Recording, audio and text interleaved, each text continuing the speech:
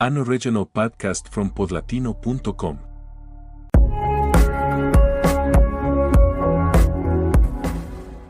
There are people who, when a deadline is coming up, have been preparing for weeks.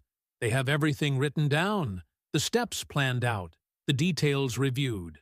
And there are others who, with that same deadline right on top of them, are just getting started. Not because they didn't know, they knew. They simply chose something else first. These two ways of moving through the world are not new.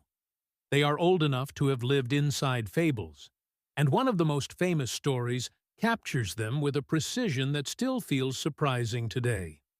The story takes place during a generous summer. The sun beats down hard across the fields, the flowers are open, the air smells like warm earth. A grasshopper spends her days singing.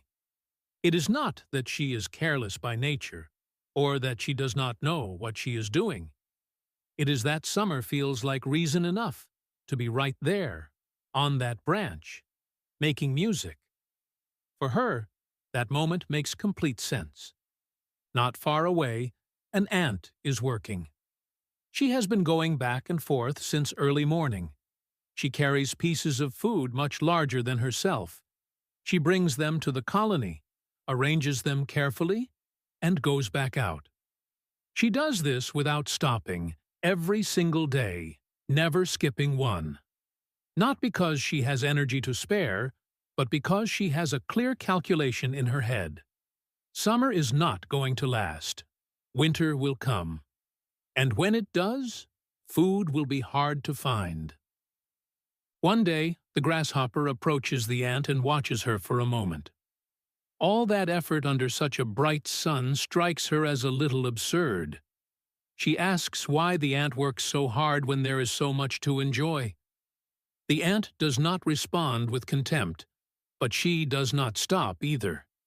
She says something simple. She is getting ready for when the weather changes. The grasshopper listens, smiles, and goes back to singing. Summer is still here. Winter feels far away. But winter always comes. The cold settles over the fields, the ground hardens, the trees lose their leaves. There are no more flowers, no insects out in the open, nothing easy to find.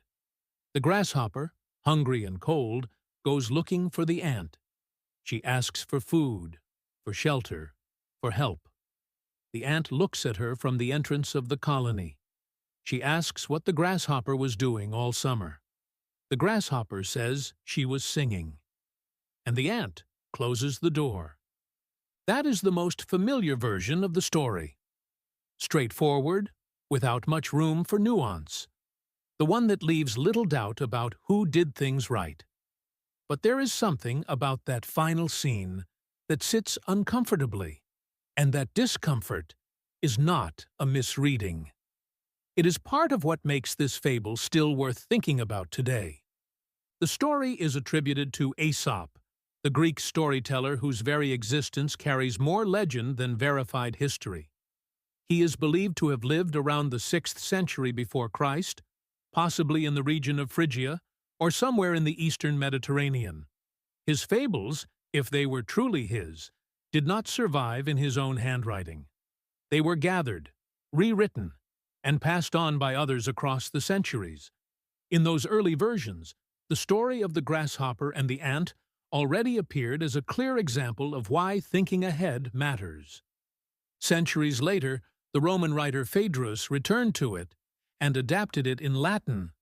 But the version that spread most widely through Western culture came in the 17th century with Jean de La Fontaine.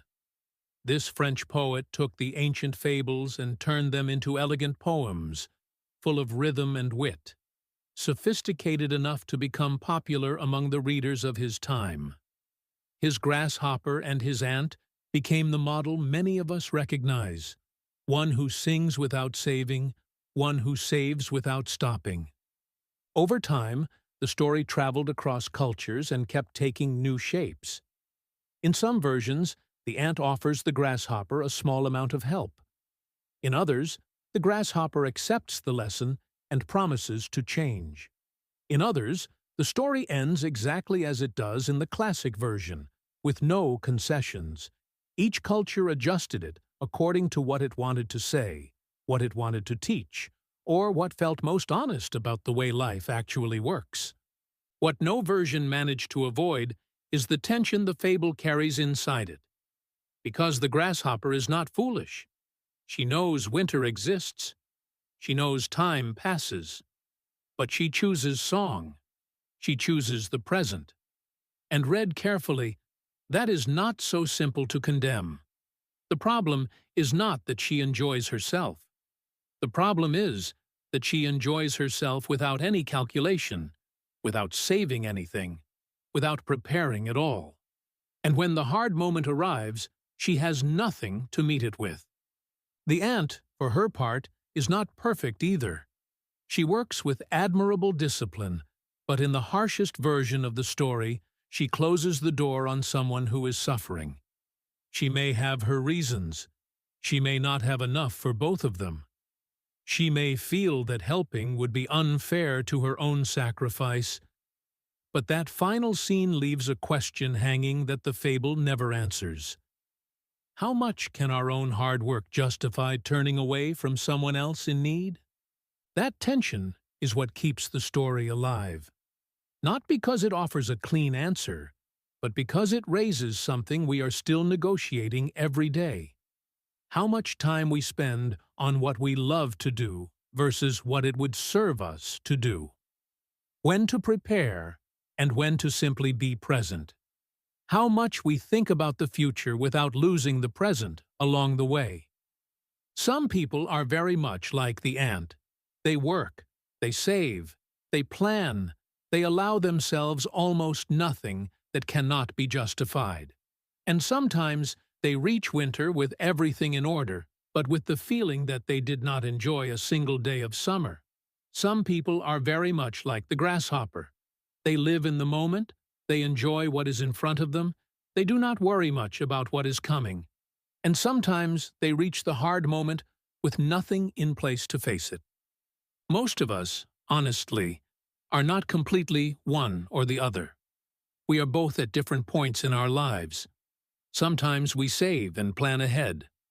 Sometimes we leave everything for later. Sometimes a deadline finds us ready. Sometimes it finds us empty-handed. What the fable puts on the table is not an absolute rule. It is an observation about consequences. If the whole summer is song and nothing gets set aside, winter becomes very long. That does not mean song has no value. It means it cannot be the only thing. Today, that tension goes by different names. It might be the savings we keep putting off, the debt we have been ignoring, the project we are saving for when we have more time, or the health we are neglecting because everything seems fine right now. The summer in the fable is any stretch of time when things are working, and it feels unnecessary to worry. Winter comes anyway. The most honest thing this story offers is not a judgment against those who enjoy life, or an uncomplicated praise of those who never stop working. It is closer to a quiet prompt to ask ourselves whether what we are doing today has any awareness of what comes next.